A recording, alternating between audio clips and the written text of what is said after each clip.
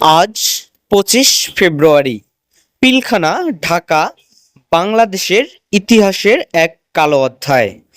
2009 সালের এই দিনে ঘটে এক ভয়াবহ হত্যাযজ্ঞ, যা এখনো জাতির মনে গভীর দাগ রেখেছে। পিলখানা, যেখানে দেশের শীর্ষ সেনা অফিসাররা তাদের কর্তব্য পালন করছিলেন, সেখানে বিডিআর বিদ্রোহ নেমে চলে যায় নৃশংস হত্যা।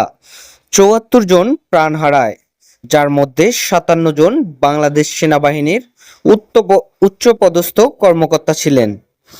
এই হত্যাযজ্ঞ শুধু পরিবার নয়, পুরো জাতির জন্য ছিল এক গভীর ক্ষতি।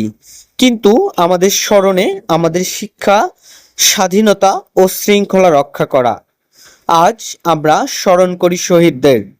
তাদের সাহস ও ত্যাগ আমাদের মনে করিয়ে দেয়, আমাদের স্বাধীনতা, শান্তি রক্ষা করতে হবে সর্বদা।